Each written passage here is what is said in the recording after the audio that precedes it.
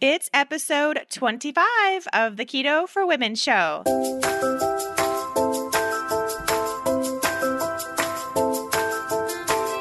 You're listening to the Keto for Women show, and I'm your host and nutritionist, Shawn Miner. This show is designed to empower women to find their own expression of the keto diet to maximize their health and happiness. Now let's get started with today's episode.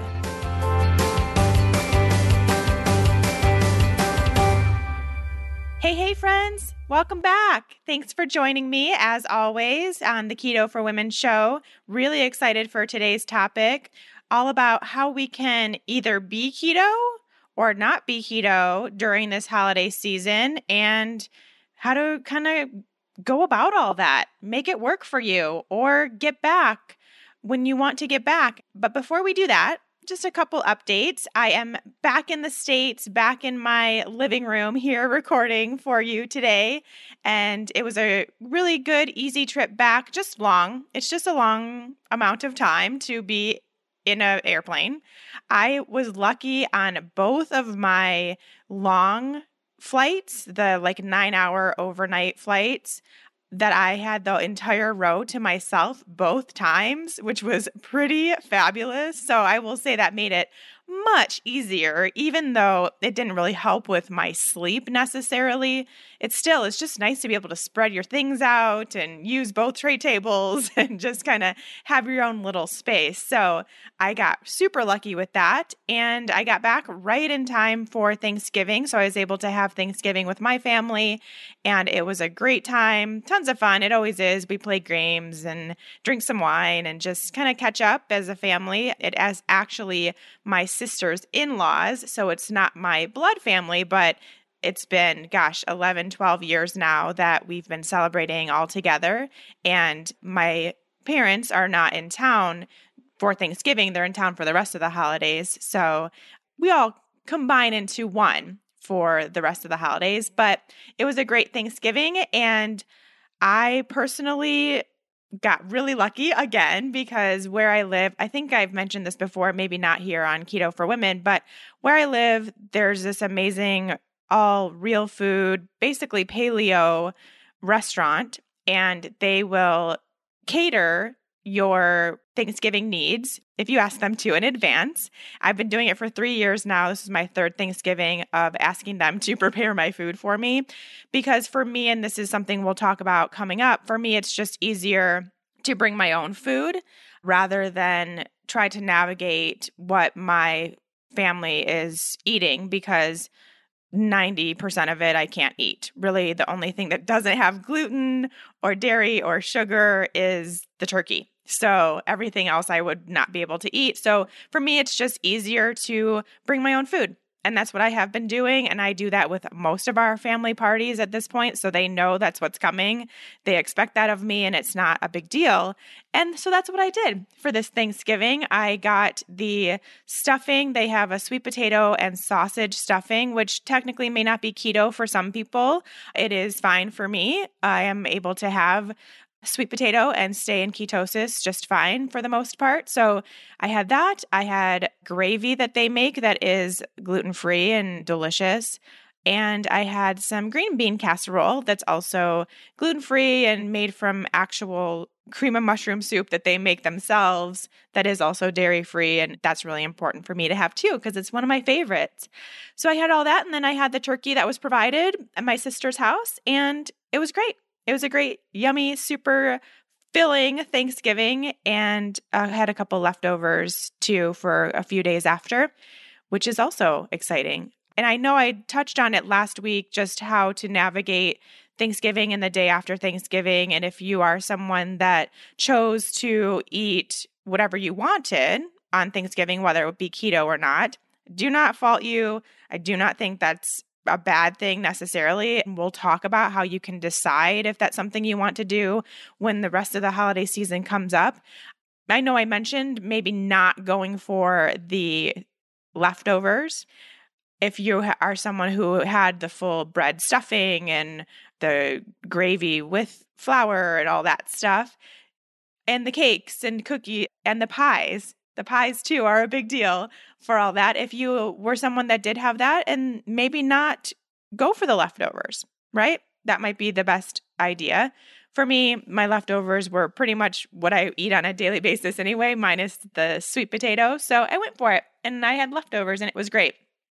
Speaking of coming back from Mallorca, I do have an announcement about that. I kind of alluded to it last week. And if you didn't listen to last week's episode, I do recommend you go back and listen to that to just hear what I learned on the trip and if it's something that would be worth it to you to go on a conference like that, because I can now officially announce that there will be another Low Carb Universe conference coming up pretty soon in March. So March 8th through 11th of 2018, same place that I was just at in Mallorca, in this town called Sawyer, where I stayed. You saw how fabulous it was if you followed me on social media. You saw how beautiful the place was and how amazing the food was. They're going to be doing it there again, March 8th through 11th. And get this, it's just keto ladies. Just all of us that are listening right here, right now, we're having a whole conference tailored to us. And so I got really excited when they told me about that. And then I got even more excited when they asked if I would present. So I will be a speaker at the Low Carb Universe Keto Ladies Conference coming up in March, which I'm super excited about. The one thing which I mentioned last week, but if you didn't hear that, I'll just let you know again. The best thing about this conference was how interactive it was. So you didn't just see a speaker talk for an hour and then never see them for the rest of the time. You are having lunch with them, you're having dinner with them, you're going on walks with them, you're having a drink with them, coffee. Like, you are really involved in getting to know the speakers and these people that you look up to and admire and have the information that you want to learn. You really are interacting with them the entire conference, which I thought was really great. And I'm really looking forward to doing that and getting to know you guys, those of you that can make it on that level, and spending the weekend with you. And yes, I will be doing a talk. I think it will probably be around the hormonal connection that we can have with a ketogenic diet and the healing that can happen. I don't know yet. I'll let you know as soon as I do know the exact thing I'll be discussing. But other than that, I also get to hang out with you guys for a weekend. And that's what's really exciting for me. And I hope that you can come. Check it out. Go to thelowcarbuniverse.com. So it's thelowcarbuniverse.com. We'll have it linked in the show notes for you. Head there and you can learn all about it. See, I don't think they have the full lineup of speakers up there yet, but it will be coming.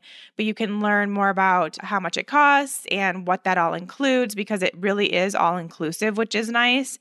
And see if you can make that trip to Mallorca, whether you're coming from the US. Yeah, it's a little bit of a trip. I'm not going to lie. I just came back from it. It's a decent amount of time to get over there, but so incredibly worth it. Enough that I'm going back and doing the same exact thing 3 months later. Right? So it definitely, that should show you how just incredible of a time it was that I'm willing to go back and do the exact same thing in 3 months. So I hope you all can come. Check it out. Let me know if you can, or I'll see you there. And I'll give you more updates, of course, as it becomes closer and I get more information about what I'm speaking about and what the other speakers, who they are. I'll let you know in case it's something you're on the fence about. I'll keep you posted. Don't worry. And then something that's happening a little sooner that we need to discuss and I need to remind you of is the January class of the Fat Burning Female Project. This project, this November group, has just been absolutely incredible. We made it through Thanksgiving together, and it was really nice to have that community of people sharing their ideas and what they're choosing to do, whether they're going to stay keto, whether they're not going to stay keto, and how they're going to handle either of those situations. We had lots of women saying the day after Thanksgiving how free and how in control they felt about the decisions they were making. And they were able to enjoy this really awesome food, enjoy their friends and family. And the holiday and not get totally crazy about food, not go totally off the rails, or not go all nuts about how much food they're eating or vice versa. So it was a really nice thing to see that people were actually seeing this is a lifestyle. This is something that I can do forever, and I can go through holidays and experience what I want to experience and not put my health in danger. And I think that's obviously why I made this project. That's why I wanted to do one over a holiday so that I could help people through that and just have the support of the entire group through that. I think that's so important. And so now we can do that again in January. So we'll get through the rest of the holiday season, and then January 8th, we are starting the next round. So if 2018 is the year that you want to get your health in check, you want to get off the diet pattern, stop worrying about food all the time, and just figure this out, then Fat Burning Female Project is going to be the place to be January 8th. I'm just saying it. It just is. I've seen it time and time again now. It's been a year that I've been doing this, and it is truly what you want to start your year, for sure. So enrollment for that class will start January 2nd. So it'll be January 2nd is the time to enroll. And then we will officially start that Monday with course materials coming out that Friday. So pretty quick turnaround time yet again. But as soon as you get through New Year's, it's time to get going. As is, it's usually the case that way where people make these choices and make these resolutions to get on track around that time. And yeah, I think that's great. And we'll probably talk about resolutions coming up here in one of these episodes before the holidays. But I really think that it's just the right time to start focusing on you and start focusing on your health. I don't care if that's in January or in September or in November, whenever you decide that that's the time. But if you're one of those people that resolutions works for you, then this is the right one to do. And the cool thing is that you're most likely going to keep your resolution, which very rarely happens. I very rarely see that, but with the Fat Burning Female Project, it's different. It's totally different. It's something that you can sustain and maintain. So you might actually be able to keep those resolutions, which would be so cool. Okay, enough about that. Let's move on to today's topic, getting into the holidays. So I know we already passed one holiday. I gave you a little bit of a tip last week, but let's really dive in because, first of all, the holidays are coming up, of course, and really this whole season is just so hard. And I completely agree with everyone who finds it difficult to get through all the parties and the cookies and, things going on at work that people constantly bringing in stuff. I totally get it. I've been there. And in my past life, before I adopted a more real food approach, I would be that person that would just diet. And then the holidays would come and I would go completely off the rails. I would just use the entire month and a half to eat whatever I wanted, to binge, have all the cookies, have all the food, drink all the wine and the alcohol, and then feel really crappy come Christmas, come New Year's, but then just tell myself, well, I'm going to get back on track in January. I did that for a very long time, many years, because I was in this dieting pattern. Then I switched to real food, ketogenic, stopped dieting, and just started eating, and that all changed. So that's the first thing I'll say is, and we'll talk about that, expand on it, I guess, in a little bit, but it really does make that difference how you are approaching this in your mind, what your mindset is as you go through this time of year. Okay, so here's the deal. We're going to split this up. First, we're going to talk about if you want to stay keto during the holidays, which I think is probably the majority of you. If you're someone who is already in ketosis, following a ketogenic diet, you're producing ketones, you're testing, you feel good, you know what's up. If you're already there, then you probably want to stay there, I'm assuming, through the holidays. And then it becomes the challenge of how do we navigate that? What does that look like? How do we actually do that and not get back into this pattern of falling off the rails and snowball effect that happens? And then by Christmas, we're just a mess. first of all, I think we need to remember, and this is something I spoke about last week, that the holiday season is a season, but as it relates to food, it's just one meal.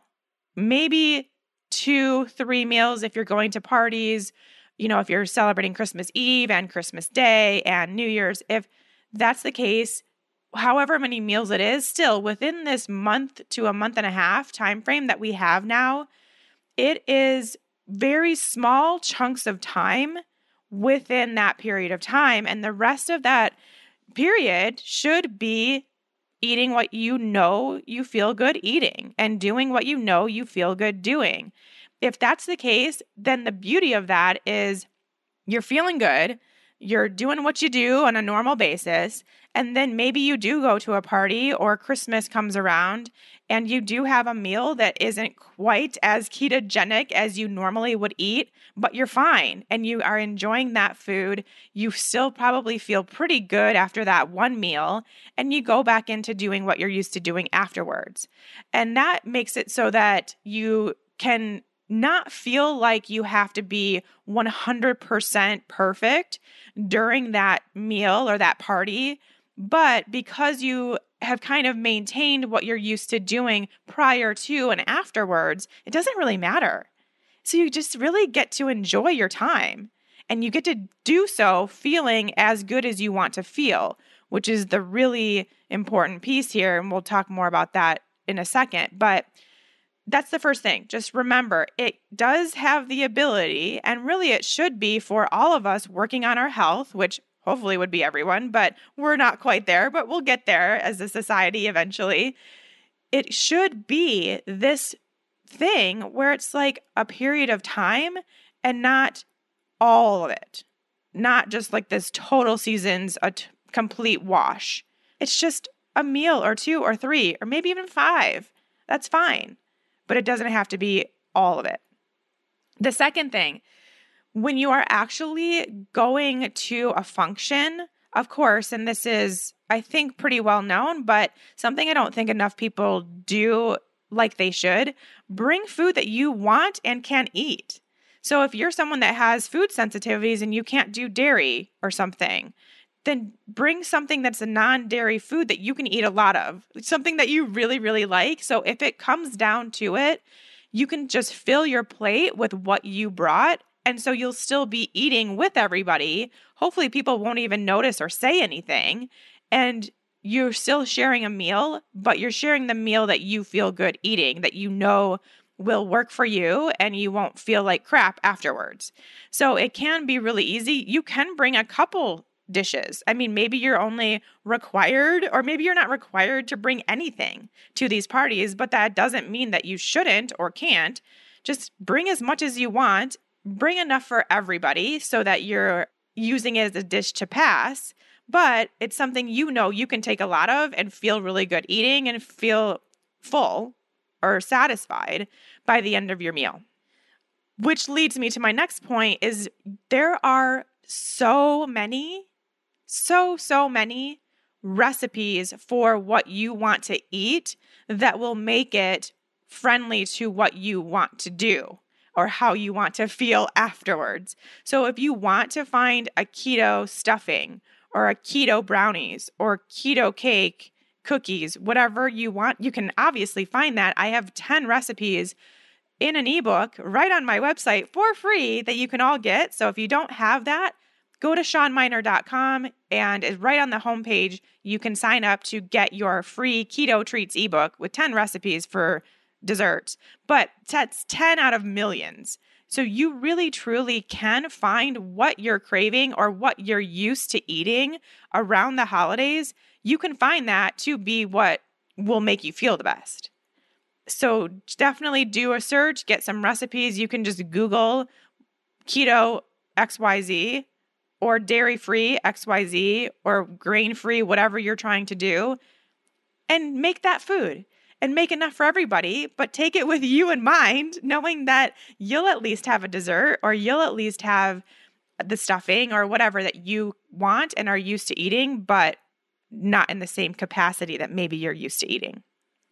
This is another one, this next piece, I guess, something that I brought up in the Fat Burning Female Project this week when someone just had a question about falling off the rails, eating, binging, what to do, how to not do it, how to get it back. My biggest concept when I go into a situation where there's going to be food that I don't normally eat and that I don't know how it's going to make me feel, I always go through my head, will this make me healthy and will this make me happy? So healthy and happy. And if it's something, most of the time, all my food does both. It's keeping me healthy, it's promoting my health further. I also really love the food that I eat on a normal basis, and I'm really happy with it. I think it tastes really good. I feel really good. So it does both. But there are going to be some times, like when I eat salmon or sardines or something like that, I don't like them. But I know they're really, really healthy, and I really need those nutrients. So they're not really making me all that happy, but I'm eating them anyways.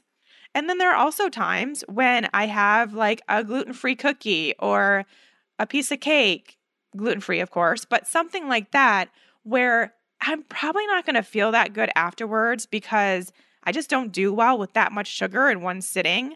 But at that time, I chose that because it's going to make me happy.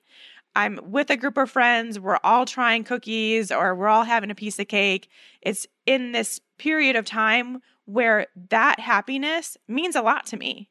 And I want to experience that particular moment so that happiness overrides the health, if that makes sense. So it's this teeter-totter situation.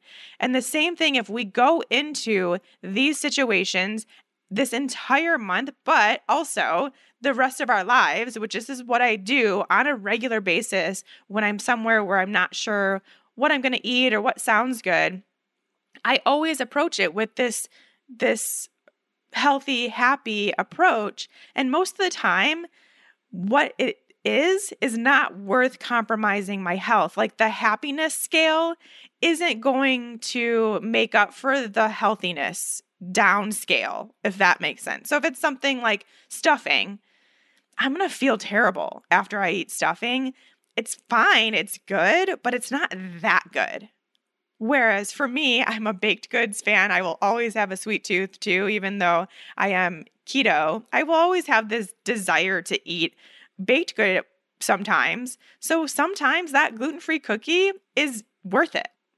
And you can also have this. So if you are going into, say, work function and your coworkers are bringing in all these treats and Christmas cookies and everything that they're making at home, really make sure, go through that process. So those cookies are probably not going to make you feel all that good health-wise. And we know that what they're doing to the blood sugar is not great to promote your health. But is it worth it? So, if it's just like someone brought in donuts at work, I don't know, maybe not worth it because they're probably cold, they're not fresh, they're not going to make you feel good, they might be stale. But if someone is making donuts at home, gluten-free donuts maybe, and you literally get one right out of the oven, then maybe that would be worth it. And that would be something that would be on your plate for that day. And the happiness would be worth it for you. So you can apply this to every moment, every time that you're perplexed by what to do and how to approach a situation. Just give it that. And you're going to find this balance of where most of the things are doing both. Some of the things are more health promoting. Some of the things are more happiness promoting, and you're going to be fine. But if they don't even themselves out, then it's not worth it.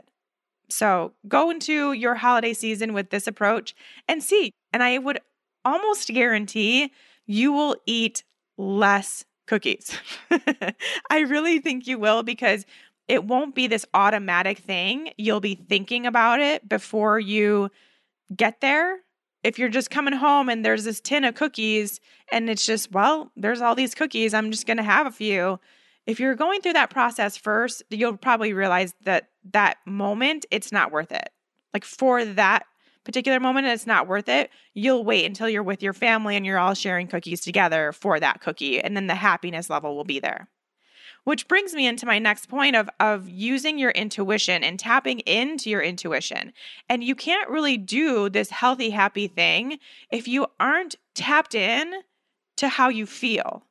If you don't understand how your body responds to different foods, and that when you wake up in the morning after having 3 cookies and you don't feel good, you don't want to get out of bed, you feel kind of spacey, that's a sign that that didn't work for you, that those cookies were something that downgraded your health to the next level for that period of time. Now, it's not like forever, but it set you back health-wise, perhaps. And so maybe you're out of ketosis or just whatever the ingredients were, or the ingredients that were used in that cookie weren't the best for you. Your body's going to let you know by downgrading your energy, giving you a little bit of brain fog, just slowing everything down. And so if you are tapped in enough to feel that in your body, then it makes it so much easier to be able to do this healthy, happy thing and know, okay, so if I have these cookies tonight, tomorrow I'm not going to feel good. Tomorrow, man, I have a lot going on. I want to get a lot of shopping done. I want to put up the Christmas tree. So maybe it's not worth it for me to get to this point where I don't have energy. I'd rather stay energized and feel really good, stay in ketosis so that I can have an awesome day tomorrow. Think about that. You really have to get in touch with your body to know how you feel with different foods, but then also to help you make that decision. And that's what I think so many women have a problem doing is you're not intuitive with your bodies, so you don't know how everything is affecting you, and it makes it harder to make really good decisions. Our decision making kind of goes out the window when we are so programmed by outside things and not looking internally as to what would be the best choice. So keep that in mind. So hopefully that gave you some ideas of what you can do to stay in ketosis and really to wrap your head around the mental aspect of this whole holiday season thing and how quickly it can become this really unhealthy space. Hopefully your mindset can be in the right spot to get you through it and where you want to be and stay where you want to be.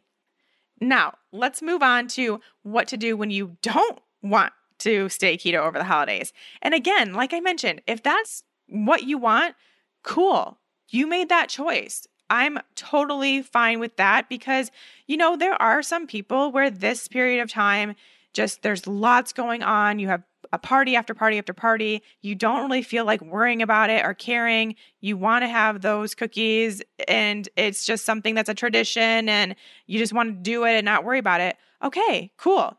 I'm all for that if that's something that you consciously decided was worth it.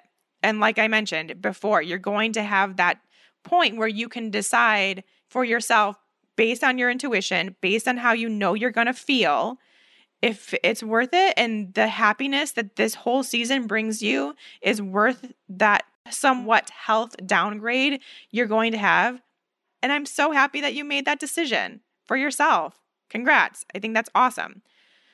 So the first thing is if you don't stay in ketosis over the holidays and you kind of have this period of time where things aren't going as smoothly, you're not eating ketogenic foods, you're eating more carbs, more sugar, blah, blah, blah. Don't beat yourself up about it.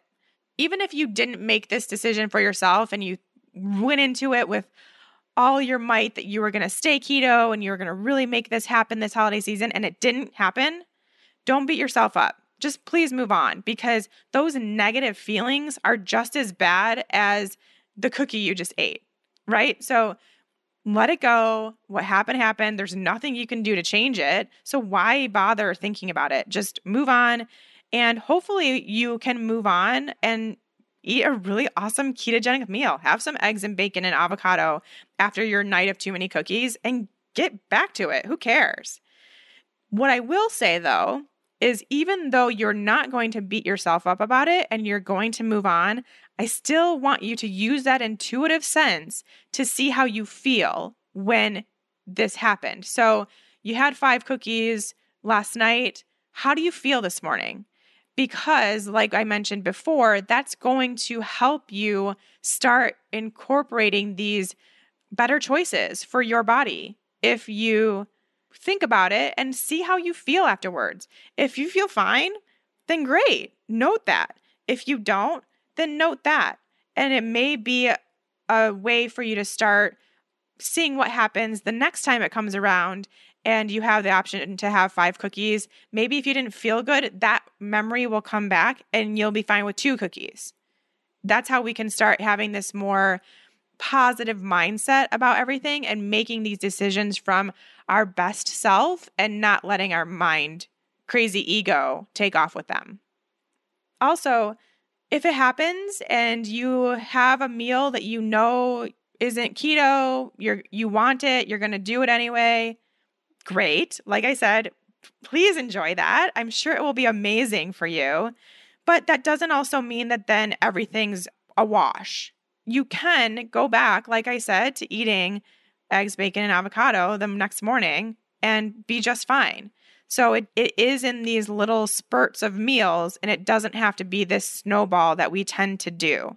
So keep that in mind too. Also, just because it's going to be a period of time where, say, there's more carbohydrates floating around, which is probably the case for most of us, that doesn't mean that you need to just be all or nothing. It's not like you all of a sudden don't care about and shouldn't care about the quality of your food, eating real food, getting the nutrients. And if we're still focused on that, so if we're still focused on getting the right amount of veggies every day and getting our nice, good, high quality fats in still, then just the amount of room left in your day for more crap is so minimal that hopefully it will be less and less. So we still have the opportunity, whether you're going to be ketogenic or not, to make the best choices for your health. So make these healthy food options and still work on your health and just not be in ketosis. And who cares? That's fine. If you're just eating healthy and eating real food for the next month or so and not worrying about keto, cool. I love that choice. Just don't worry about it, especially if it's something that's going to add to your stress. Great. But I really think it's important to still focus on those healthy choices and still make sure you're getting in those nutrient-dense foods regardless. And last thing, if you don't stay keto throughout the holidays, and whether you made the choice consciously or not, then the January Fat Burning Female class is going to be the next place for you, because a lot of times with the women that maybe wanted to try to stay keto and then slowly snowballed off the wagon, quote unquote, I kind of hate that term. Like I really hate that term, but you had a snowball effect to put you into the other direction, then you are most likely still considering ketogenic diet a diet instead of a lifestyle. And so that's when we can really turn this around and make it a lifestyle, help you figure out how to get through these situations. And it's all stuff I've been talking about, today, and just using your intuition and making sure you're making the best choices for your body. But when you see this all as a lifestyle, it all becomes so much easier. And then we really don't even have to have this conversation of how will you stay in ketosis over the holidays or what to do if you don't. It will be so much easier than that because it's just life. So keep that in mind. Get into the FBFP and we can change that for you and help you start with a new mindset for 2018. Okay, so now how do you decide if you want to even try to stay keto or if you don't even want to bother? So first thing, if you have health issues that you are really, really needing to work on, that the ketogenic lifestyle is doing for you, then you really want to take that into consideration. Because if you're someone that really has, prediabetes, diabetes, insulin resistance, PCOS, cardiovascular disease, any of these things that we really try to work on and use the ketogenic diet to do so, then you may not want to put your healing journey and your health at risk for this period of time. So that's something that you really need to take into account and consider to make this choice the best one for you.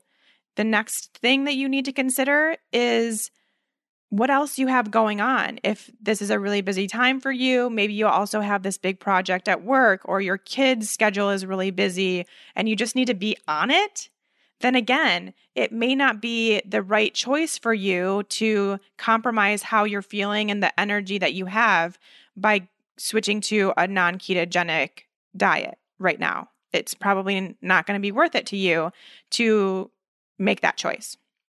Here's a big one. Either way, this goes in either case, will you regret that choice? So, if you decide to not stay ketogenic and just eat whatever you want throughout this season, will you regret that January 2nd? And then the same thing goes. If you decide you're really going to do this, you're not going to eat the foods you love, you're going to stay keto throughout the holidays and just go with it. Again, are you going to regret that January 2nd? Are you going to be sad that you didn't have those cookies that are your grandma's special recipe and your favorite things ever and you forced yourself to say no? Either way, you need to think about that. And that's really where there is this happy medium that when we make this a lifestyle, we can do. And that starts with this happy, healthy mindset. And it starts with using your intuition to figure out what the best choice is for you. And maybe having one of your grandma's secret recipe cookies is worth it, but maybe not all of them. Maybe not making an entire batch and eating the whole thing yourself. That's where we can really use that intuition for ourselves. And then the last thing, do you have a history of snowballing? If you are trying to decide whether you should stay keto or not, if you're someone that when you don't stay keto, things get really bad, things really get craziness, and you really do eat whole batches of cookies and start going through the drive-through McDonald's and stuff like that again, then maybe it is best, again, making this a conscious choice to think about that and to know that that's something that you still have to work on and you're not quite ready to just take the 2 steps away from keto and still eat this real food, but maybe higher carb diet, maybe with a few cookies sprinkled in. If you know that that can't happen and it would be kind of all or nothing, maybe it's not worth it to you, but that's something that you have to decide for yourself. Okay, so now that we've gone through the different sides, whether we want to be keto, not keto, somewhere in between, some days yes, some days no, which I really think is probably the best case for most of us. But again, you have the tools now to decide that for yourself. Now we need to figure out what to do. Say we are keto and our family starts questioning us. First of all, how do you refuse your family and your friends' food? So we'll all be going to parties probably. There's going to be stuff that we don't eat and we don't want to eat. But then how do you have this empty plate? Well, like I mentioned, first of all, bring food. Make sure you're always bringing something that you can fill your plate with. So if there's literally nothing else at the party that you can have, you can have what you brought. Eat before you go. That's always a good one too, because I find if you go hungry, then suddenly those foods that normally wouldn't even look good start looking a little good because you're hungry. So make sure you eat a really good ketogenic meal before you go and eat what you brought. And then also if you get questioned, so this is a big one.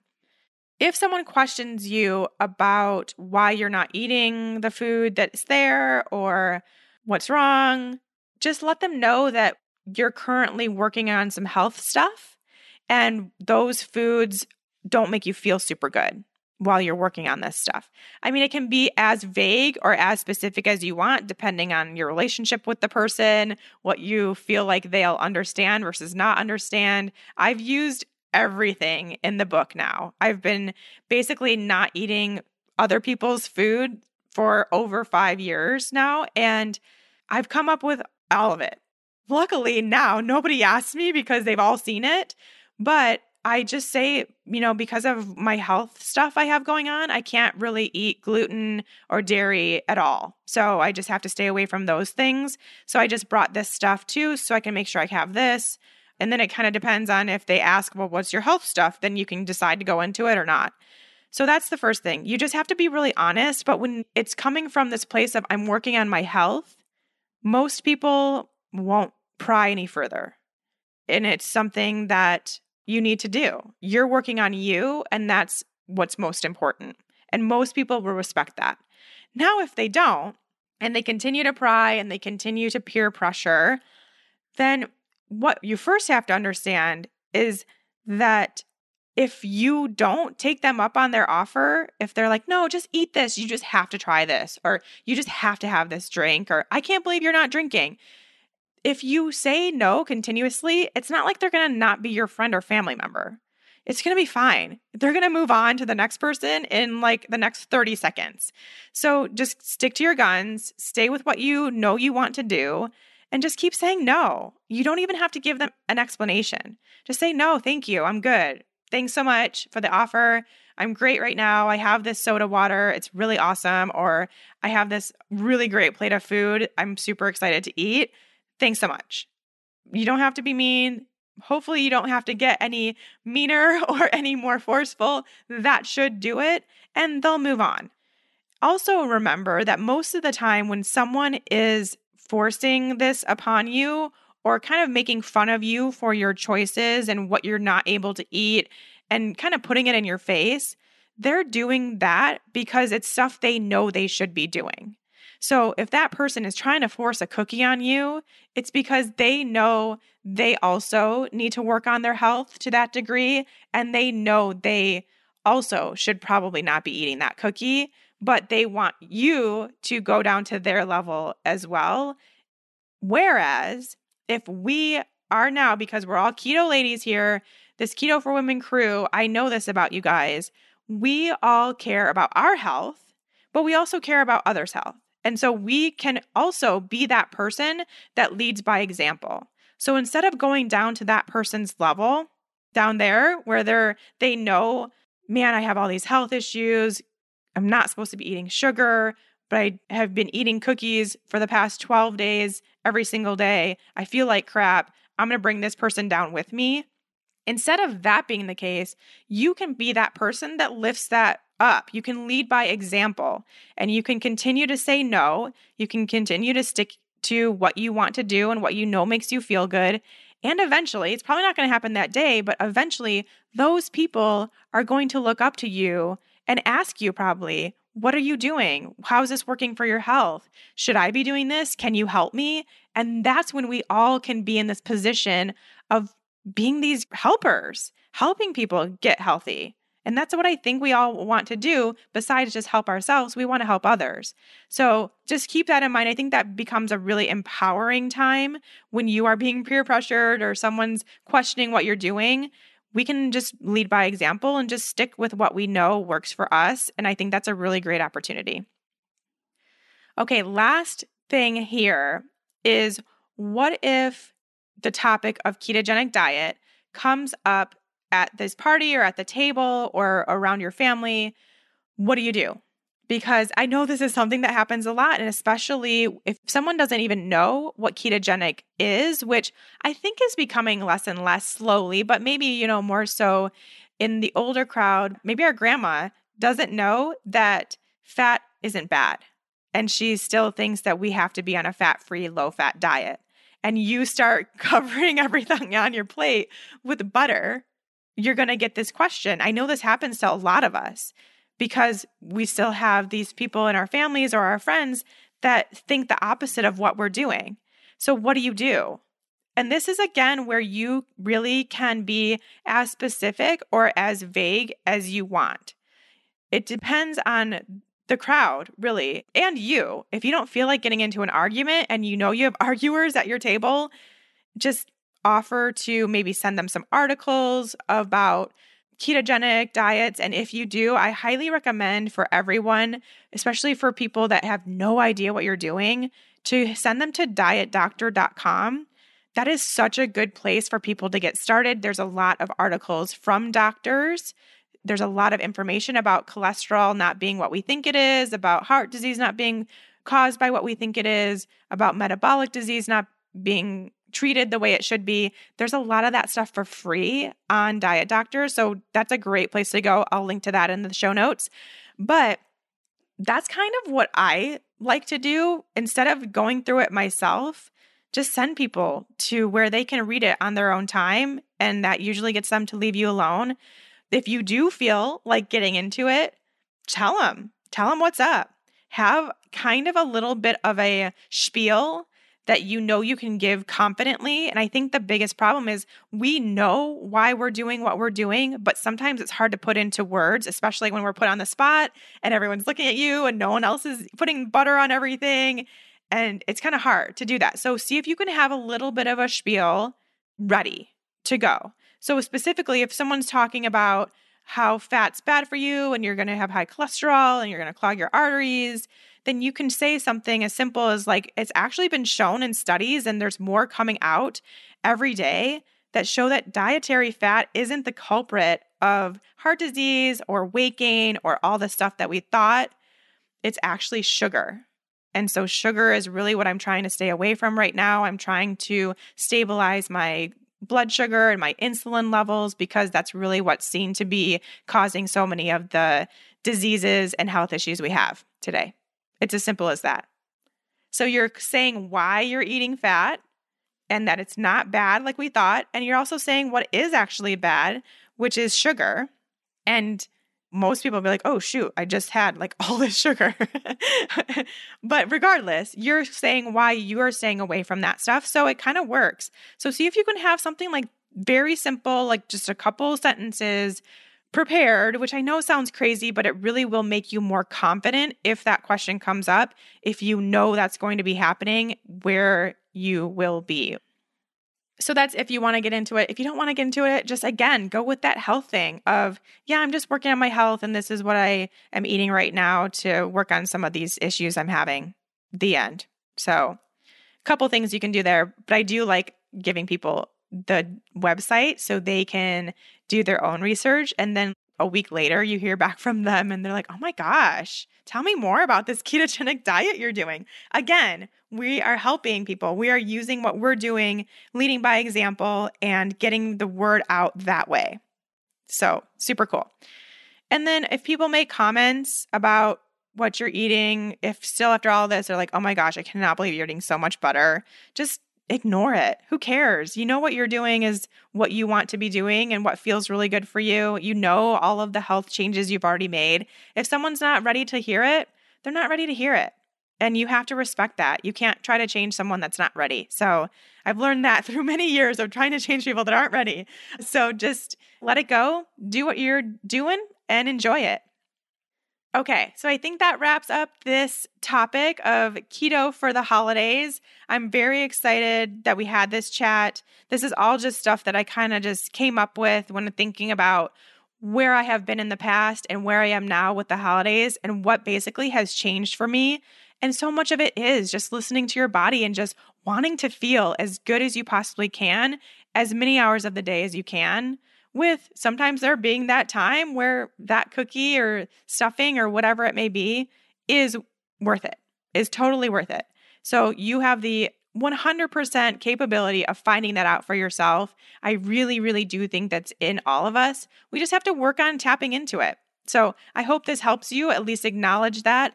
Again, regardless of whether you decide to stay keto, decide to not stay keto, or try and it doesn't work, or try and it does work.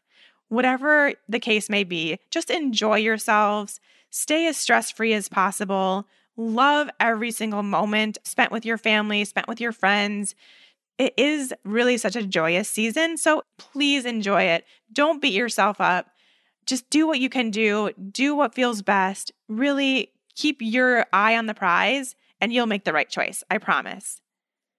Okay, so next week we will be back with a great interview I'm very excited to share with you all.